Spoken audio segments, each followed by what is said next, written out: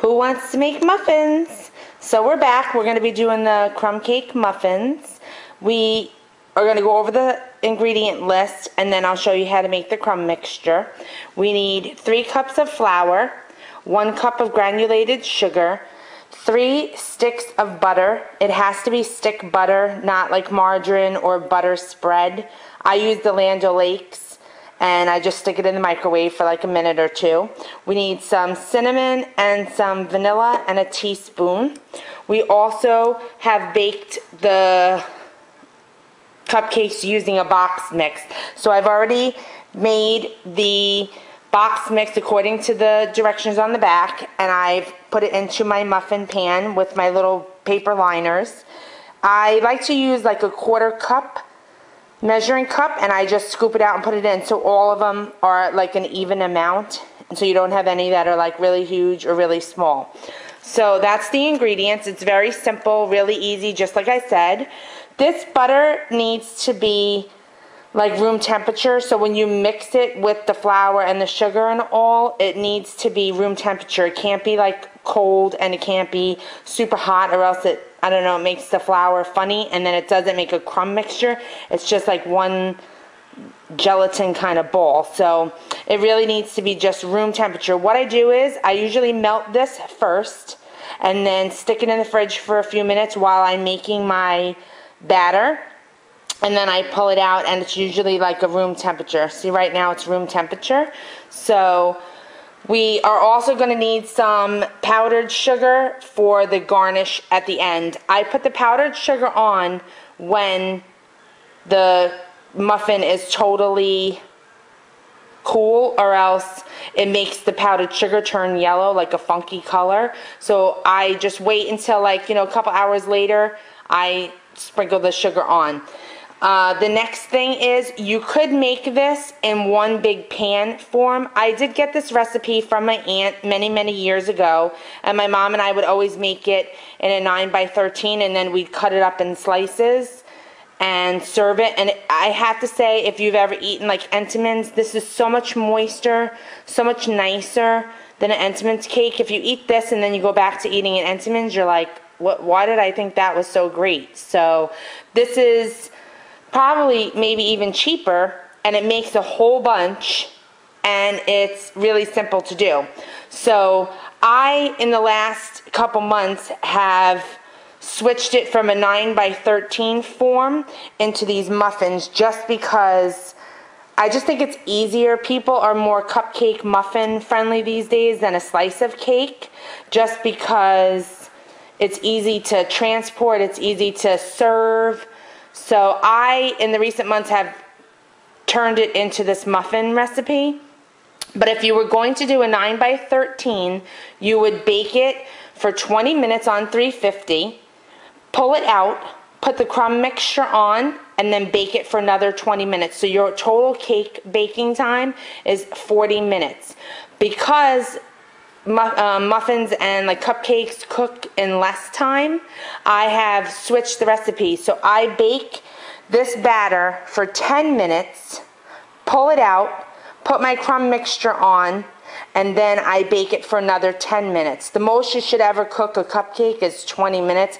I mainly cook them like 15 minutes, but this crumb mixture, the crumb on top needs to get baked hard and kind of golden brown. So I do 10, pull it out, put the crumb mixture, another 10, then I let it cool, and then I sprinkle it with the sugar afterwards. So I'm gonna go ahead and start baking my first batch. I don't know why my oven only it's a small oven, and it fits one tray at a time, which is really ridiculous. So I'm going to bake my first batch, then I'm going to make the mixture with you and show you how to apply it to the top of the muffin. So I'll be right back. Okay, so we're back. I mixed my crumb mixture and I baked the muffins for 10 minutes. And again, this was 3 cups of flour, 1 cup of granulated sugar, 3 sticks of melted butter, 2 teaspoons of vanilla extract, and 2 teaspoons of cinnamon. So I mixed it all. I still have my powdered sugar over there ready to be put on afterwards. So I mixed it, and it should be very crumbly. And we're just going to set it on top of this muffin.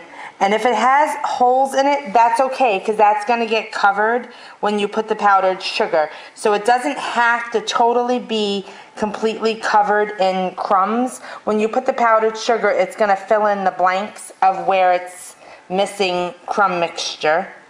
So when you do the muffins, I've noticed that you have enough and more than enough crumb mixture to go around.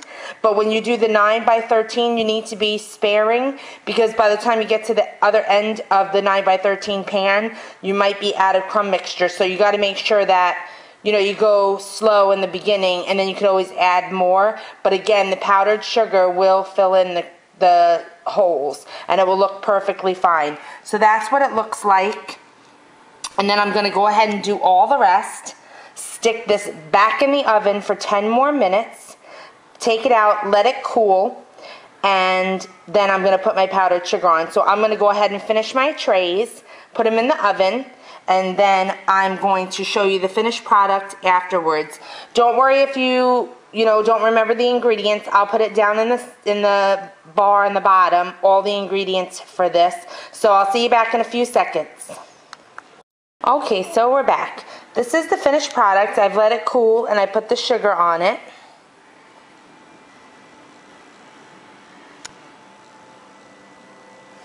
And then this batch over here, I haven't put the sugar on. I wanted you to see what it looked like when it came out of the oven. So that's what it looks like.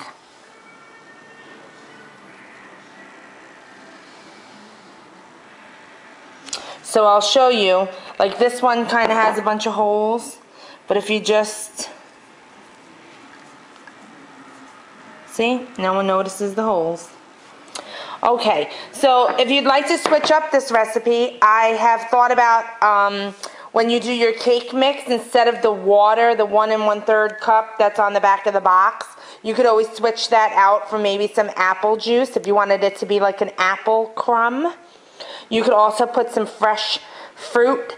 I think if you put like a blueberry in when you first do it, they might sink to the bottom, but instead, you know, when you have to bake the first time for 10 minutes, maybe bake it for 5 minutes and then put the blueberries in so that it doesn't sink all the way to the bottom.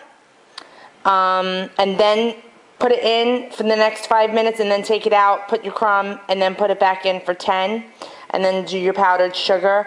Those are just some variations. I haven't tried the apple juice one, but I think I will the next time I bake it. I didn't want to do it today because I don't have much time to play around, and I needed it to be like tried and true. But the next time I think I'm going to try that. I think it sounds good, some apple crumb. Up next on Martha, we're going to be doing those Ballard pillows, so stay tuned. And then after that, we're going to do some makeup stuff. I'll do a tour of my makeup and how it's set up. And then I will do some basic tips, stuff like that. So if you're interested, stay tuned. If you like what I have to say, again, subscribe. Thanks to all those who have been subscribing. It's been a wonderful journey. I'm really having fun with this. So hit like if you like this video, and don't forget to subscribe if you like what I have to say. So talk to you soon. Have a great day.